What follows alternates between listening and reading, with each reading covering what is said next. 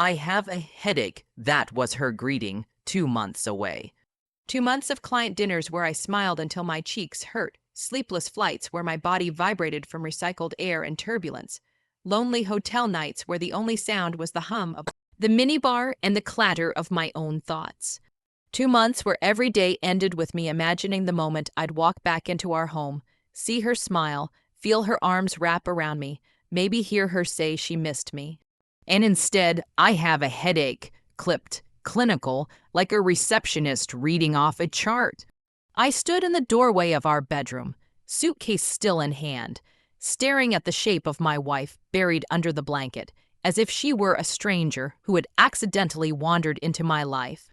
"Lisa," I said, softer than I meant to, "it's me. I just got home," and nothing, not a turn of her head, not a lift of her shoulder. Only stillness and that blanket. Her barrier, her shield between us. I stepped closer. "Aren't you going to say anything?" She finally shifted, but only enough to glance over her shoulder. Her eyes met mine with the warmth of a passing commuter you brush past on a crowded train. "Michael, please, not now. Not now," I repeated. The suitcase slipped from my fingers and hit the floor with a dull thud. "Lisa, I've been gone for 2 months. You couldn't even come to the door. I walk in and you act like I'm the plumber here to fix a leak. Don't do this." She rolled away again. But I was already moving. I crossed the room, reached down, and pulled the corner of the blanket not forcefully, just firmly, enough to finally see her face fully. "Do what?" I asked, voice tight. "Ask my wife why she won't even look at me after 60 nights apart. I'm tired," she muttered, pulling the blanket back up. "You think I'm not?" My voice cracked. "You think it was easy being away that long. You think I didn't count the days until I could come home to you, to this." I motioned vaguely around the room, suddenly realizing I no longer recognized any of it, only to find I've apparently been erased. Lisa sat up suddenly. The blanket slid from her shoulder like even they were tired of holding her. "You want honesty," she snapped. "Fine, you being gone wasn't that hard." The air evaporated from the room. I stared at her, heart thudding once, then again, louder each time. "What did you just say?" She looked away. It was quiet, predictable. I didn't have to tiptoe around your moods. The house stayed clean, no dishes piling up, no late night work calls on speakerphone. My mouth opened, but nothing came out. I didn't recognize this version of her. The woman I loved had been replaced by someone who sounded like she had practiced detaching. "You rehearsed that, didn't you?" I finally said it in your head until it didn't sting anymore. Lisa's jaw tightened, but she didn't deny it.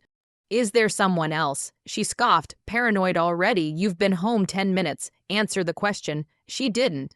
She didn't have to. The silence screamed louder than any confession. Something inside me caved. "I came back to the wrong house," I said quietly. She turned off the bedside lamp. Darkness swallowed the room. I stood there, staring at the silhouette of the woman I used to know. Then I left not the house, but the fight.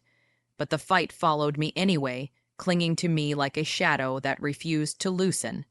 A week of ghosts, Lisa floated through the house like a spirit, tied to a place she no longer wanted to be. She was present in form, but absent in every human way, emotionally, mentally, relationally. She made coffee, but never for me. She did laundry, but never folded my clothes. She spoke, but only in monosyllables. Every attempt I made to reach her was met with cold indifference, like I was inconveniencing her simply by existing. By Sunday, I felt like I had been grieving someone who was still alive. The kitchen smelled faintly of toasted sourdough and detergent. Sunlight poured across the counter where she stood slicing strawberries into a bowl. She was wearing her navy robe, the one she used to wrap herself in while kissing me good morning. Now it looked rigid, defensive, like armor. I approached carefully, placed a hand gently on the small of her back, barely a touch, just a reminder that I was human and still here.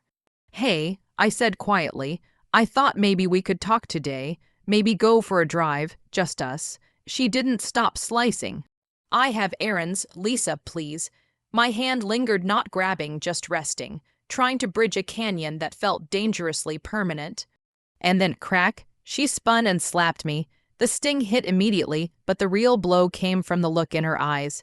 Pure rage, unfocused, irrational. Like she had been waiting for this moment. "What is wrong with you?" I whispered, stunned. "Don't touch me like that again." "Touch you?" I laughed bitterly, tasting blood. "I'm your husband. You're a habit," she snapped, "one I'm trying to break." I froze. She meant it. "Every syllable, then go ahead," I said quietly. "Break it. But don't stand here pretending you're the victim when I've done nothing except try to fix whatever this is." Her lips curled in a smug half smile. "Fix? You think a road trip and a soft hand on my back will fix this?" "No," I said. "But honesty might." She said nothing. "Do you want out?" I asked. "Fine, but don't gaslight me while you set the house on fire." She picked up the bowl of strawberries and walked away like I didn't exist. I followed her into the dining room. "I'm warning you," I said, something sharp creeping into my voice. "Keep pushing me like this, and you'll be celebrating your birthday at your parents' place, alone." That stopped her. Her fork paused midair. She blinked. The silence shifted, dense, charged, and suddenly her demeanor changed entirely. "Oh, come on, Michael." She laughed softly, sweetly. "Too sweet. Why are you being dramatic? You slapped me. I didn't mean to. You meant every second." Her expression softened with suspicious convenience. "I've just been stressed," she said. "Work's been crazy. You know how I get. Let's not make this bigger than it is." Something clicked in my mind. A cold, mechanical truth. Her emotions weren't random. They were tactics, anger, detachment, seduction. Softness, a carousel of manipulations. She was hiding something, and I was done pretending otherwise. I said nothing, but she shifted under my gaze, for the first time in weeks. Right then, I made a silent promise: I will find the truth. And when I do, you won't see me coming. Serena remained seated long after Emmett vanished into the snowfall. The sudden quiet he left behind pressed against her like another weight she wasn't ready to lift. She stared at the empty chair he had occupied only minutes ago, the leather cushion still faintly indented by his presence. It felt surreal how easily someone could step out of a room and take with them every trace of warmth they brought. The bistro hummed around her, soft clinks of cutlery, the distant lull of a holiday song playing over the speakers. Yet none of it reached her. Her breath fogged faintly in the air, a sign that even the heating system struggled against the storm battering the windows. She forced herself to stand. She couldn't stay here, not when the city outside was changing shape under waves of relentless snow. She slipped into her coat and pushed open the glass door. A burst of icy wind struck her cheeks, reddening them instantly. It was a shock, but maybe that was what she needed, something to wake her from the numbness she had been drifting in for months. The world outside was almost unrecognizable. Snowdrifts swallowed sidewalks, street lamps flickered, halos of gold in the white blur. Cars crawled cautiously through half-visible lanes, and pedestrians fought the wind, faces ducked low. Serena wrapped her scarf tighter around her neck and started walking. Every step crunched loudly, louder than her thoughts, louder than the ache in her chest. She made her way toward Riverside District, not because she had a destination there, but because it was the only place that had ever grounded her when life felt impossible.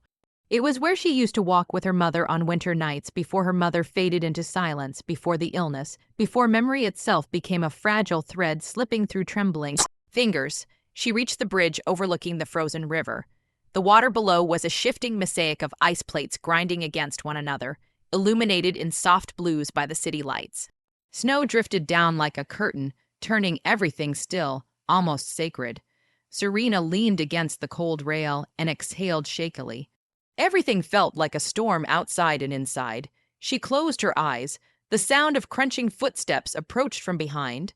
At first, she assumed it was another passer, by braving the weather, but then the steps slowed, stopped. A familiar voice broke the silence. "I thought I might find you here." Her heart jolted. She turned. Emmett stood a few feet away, snow clinging to his hair, his brows, his shoulders, as if he had walked straight through a blizzard to reach her.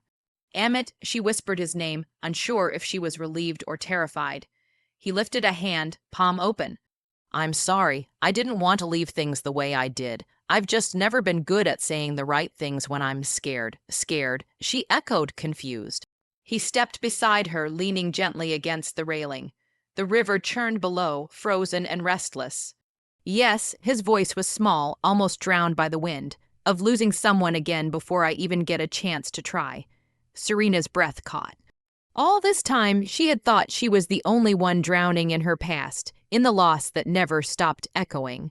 She had forgotten that other people carried ghosts too, some louder than her own. "I didn't know you felt that way," she murmured. "That's the problem," he said with a soft, rueful smile. "I don't let people know." A long silence fell between them, but it wasn't heavy. It wasn't cold, it was quiet in a way that felt honest. Emmett brushed snow off his coat sleeve. "I don't want to rush you. I don't expect anything. I want to be here if you'll let me." Her throat tightened. For months she had been drifting alone, convinced no one wanted to walk into the storm with her. Now here he was standing in the worst weather of the year just to find her. "I don't know what I'm ready for," she confessed quietly. "You don't have to know," he replied. "Just let today be today." Another gust of wind swept around them, tugging at their coats, but neither moved away. Serena looked back at the river. "My mother used to bring me here," she said slowly. "Before she got sick, before she forgot my name some days. She always said winter reminded her that the world can be harsh, but also beautiful, that we don't get to choose one or the other." Emmett listened carefully, meeting her gaze when she finally turned toward him. "She sounds like someone I would have liked to meet." Serena smiled, small but real. "She would have liked you." Their shoulders touched, not by accident this time, and Emmett didn't pull away. After a moment, he reached into his coat pocket and held out a pair of gloves. "For you," he said. "You weren't wearing any when you left the bistro." Her lips parted. "You came all the way out here just to give me gloves." "No," he admitted softly. "I came because walking away felt wrong." Serena put on the gloves. They were warm just like his sincerity. She swallowed hard. "You didn't have to come after me." "I know," he said. "But I wanted to." They stood together on the bridge, watching the storm soften into delicate flakes, drifting like ash from a quiet sky. Slowly, the noise inside Serena settled. Not completely, but enough to breathe again. After several minutes, Emmett nudged her gently. "Come on, let's get you somewhere warm. Maybe we can grab 2 hot chocolates, sit somewhere quiet, and figure out how to let the world slow down for a night." She hesitated, then nodded. This time when they walked side by side, not touching, not promising anything, not rushing. Just moving forward, together,